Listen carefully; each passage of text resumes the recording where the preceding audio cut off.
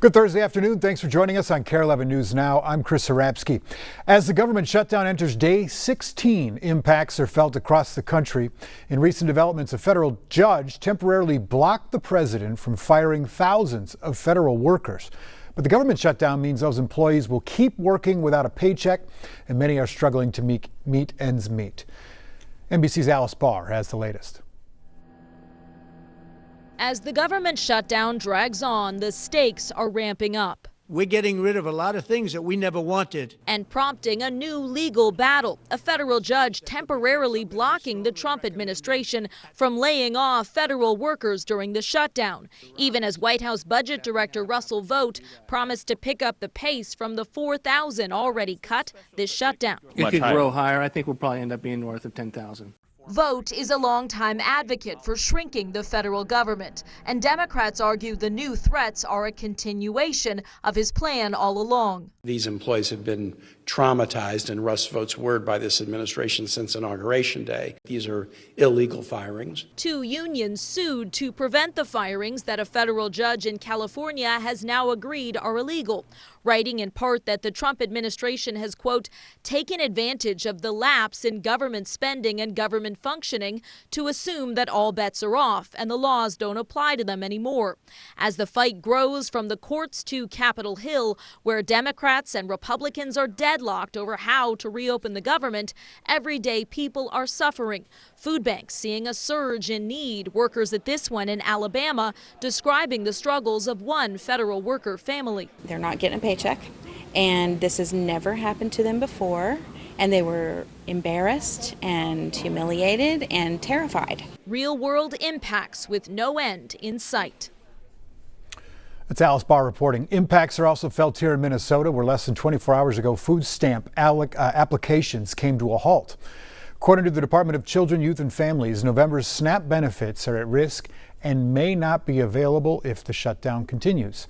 That's because there may not be enough federal funds to pay for those benefits. State officials note in the average month, 440,000 Minnesotans receive food stamps, most of them children. That's about 1 in 13 Minnesotans. So their advice today is if you were getting benefits before today, keep using them as usual for now. But at this time, counties and tribal nations can't approve applications for new benefits. If you're heading to the airport this afternoon, expect some big crowds. It has nothing to do with the shutdown, though. It is MEA weekend, one of the busiest of the year at MSP. Officials predicting more than 52,000 people will go through checkpoints today. Despite the government shutdown, MSP says it is maintaining security checkpoints and air traffic control at normal operational levels. The next big travel day at MSP will be this Sunday, when people are coming back, with about 48,000 expected there as everyone returns home.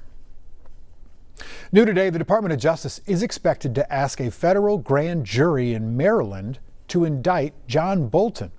Bolton is a former national security advisor to President Donald Trump, but for a long time he's been under investigation for unlawful handling of classified information. In August, FBI agents executed search warrants in Bolton's home and office, allegedly seizing multiple documents labeled secret and confidential. New this afternoon, President Trump announcing he will meet again with Russia's leader Vladimir Putin in efforts to end the war in Ukraine. The announcement comes just 2 months after both presidents met in Alaska, a summit that did not seem to bring much resolution to the war in Ukraine. Last Friday, President Trump met with Ukraine's President Volodymyr Zelensky, who is seeking to buy Tomahawk missiles from the U.S. that would allow Ukraine to strike deeper into Russian territories. While the date for the meeting with President Putin is not yet set, President Trump wrote on social media that it will take place in Budapest, Hungary. Right now, anger growing in Israel after Hamas leaders say they have handed over all hostages' bodies that they can access, adding that, quote, special equipment is necessary to recover the remaining bodies. U.S. officials say they do not believe Hamas is violating the deal despite missing the 72-hour deadline. 9 bodies so far have been returned, but 19 are still missing. The future of the ceasefire appears to be uncertain and fragile at this point. NBC's Matt Bradley has more from Tel Aviv. Well, it's been 3 days since that incredible moment on Monday when we saw 20 living Israeli hostages sent out of the Gaza Strip. The ceasefire in Gaza still holding. About 2,000 Palestinian prisoners in Israeli jails released, including 250 who had been serving life sentences. Now, there have been isolated incidents of Israelis shooting Palestinians in the Gaza Strip and a lot of internecine fighting between Hamas and other militant groups inside Gaza in the wake of this war that had lasted for 2 years. But now, this situation is getting a little bit more complicated, and this was always inevitable. As this treaty careens into phase 2, there are no details guiding some of the crucial elements of Trump's 20-point plan, including potential disarmament for Hamas, post-Gaza governance, and other issues related to actually long-term thinking that would govern the Gaza Strip from here on out. Now, again, this was something that was always going to happen because the style in which President Trump kind of negotiated this treaty was to move ahead with the ceasefire and with the releases of the prisoners and the hostages without focusing on the details. Well, now the details are becoming the devil. And President Trump has said that there are negotiations ongoing to determine how Gaza will be governed, how Hamas will be disarmed, even though Hamas has essentially refused to do so, and what will happen to aid in the Gaza Strip, another major issue. Now, it looks as though aid has been allowed into the Gaza Strip at an increased level, but we're still hearing from the United Nations that it's not nearly enough. Matt Bradley, NBC News, Tel Aviv. Also today, the Ministry of Health in Gaza said it received 30 bodies of deceased Palestinians, but said some of them show signs of abuse. This afternoon, one of the twin sisters who pleaded guilty in a deadly Amish buggy crash near Rochester will appear in court for sentencing. Prosecutors say Samantha Jo Peterson was the one behind the wheel of the crash that killed 2 children in 2023. Authorities claim Peterson was driving an SUV when she struck a buggy carrying 4 children on their way to school. Her sister, Sarah Beth, pleaded guilty to trying to convince investigators that she was the one driving. Sarah Beth was sentenced to 90 days. 60 of those were served in jail. Right now, a driver's in critical condition after allegedly causing a chain reaction crash in Minneapolis involving a train. This happened just after 2:30 yesterday morning at Columbia Parkway and Central Avenue Northeast. A woman told us that she was a passenger in a Cadillac Escalade that was stopped behind the crossing arm when a Toyota RAV4 rear-ended them, pushing both vehicles into the path of the moving train. A search warrant shows the male driver who caused the crash may have been going nearly 70 miles an hour. The woman in the Cadillac remains in serious condition. A medical spa owner in Prior Lake is facing charges accused of using black market Botox on unsuspecting clients. According to new charging documents, she allegedly injected people without a license and even posted a fake medical director on her website. Raya Katene has more. Advertised online as a wellness center, Region Life Anti-Aging Med Spa in Prior Lake offers all things beauty and wellness, from weight loss plans to fillers and Botox injections. But court documents accuse owner Nancy Anderberg of unlawfully practicing medicine, alleging she was using black market Botox and injecting people without legal authority or proper training. She indicated at one time that she learned how to do it by watching YouTube videos. Scott County Attorney Ron Hocevar says black market Botox is unregulated and hasn't gone through the correct processes to be injected. The one individual that came forward about that said she got injected and it was very painful. I do believe that people that do that just diminish the value of the industry. Chrissy Humke is a registered nurse and licensed esthetician with close to 30 years of experience. She says using unregulated products can lead to serious risks, including blocked blood vessels. And it's scary. It is medicine. This is a medical practice. Witnesses in the criminal complaint tell authorities that Anderberg said she gets her Botox from China and, quote, injects people with everything, not just Botox, but semaglutide or Ozempic.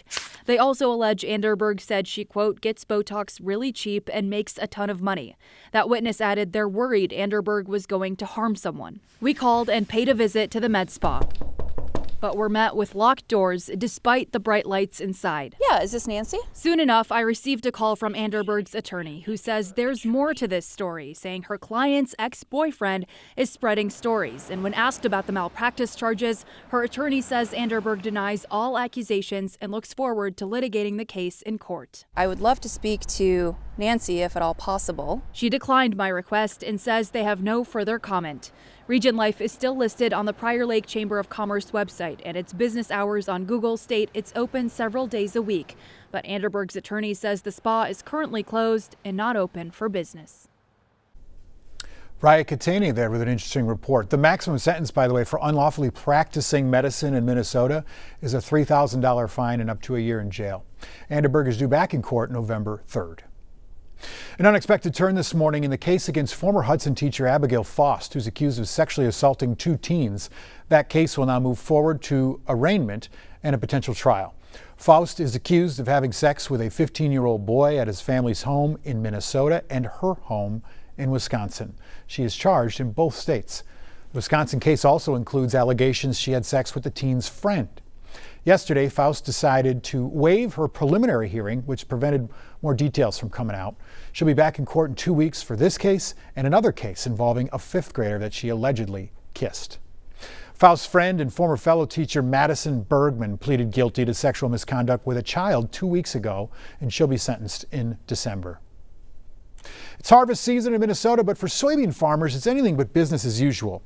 The ongoing trade war with China, the top buyer of our state's soybeans, is cutting deeply. Danny Spiewak was there as Governor Walz and state leaders visited a family farm to see the impact firsthand.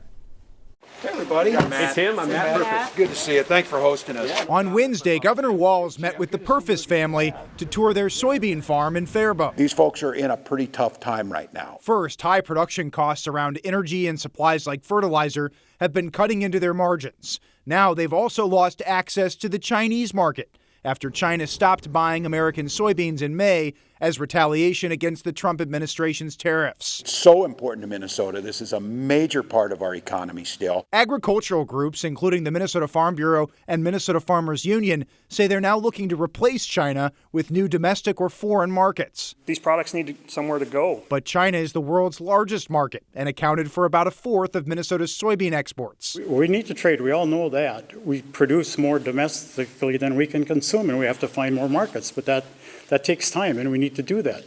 But our real fear is we're losing our reliability. Republican U.S. Representative Brad Finstad, a corn and soybean farmer himself who represents Faribault in Congress, said he's supportive of President Trump's trade strategy. We can't put our head in the sand and say we're content with all of our eggs in China's basket. We have to diversify our trade partners. Finstad and Governor Walz, for that matter, are supportive of President Trump's idea to give farmers more than $10 billion in bailout money. If it's a short-term help to get farmers through this season and really to start next year, hopefully on a better footing, I'm all for it. But groups like the Minnesota Farm Bureau and Farmers Union say the bailout money isn't enough. The farmers need it, there's no doubt. But it's kind of been self-inflicted by the current president's policy, so that's a little frustrating as a farmer. They say they're hopeful the U.S. can resume soybean trading with China eventually. No, we'll never give up on a market because that's not the way farmers work. We work hard and try and find solutions. President Trump is scheduled to meet with President Xi of China later this month, and President Trump has said among the many topics they will discuss will be soybeans. In Faribault, I'm Danny Spiewak, KARE 11 News. President's proposed bailout for farmers would focus heavily on soybean farmers, but those efforts have been slowed because of the government shutdown. We'll be right back.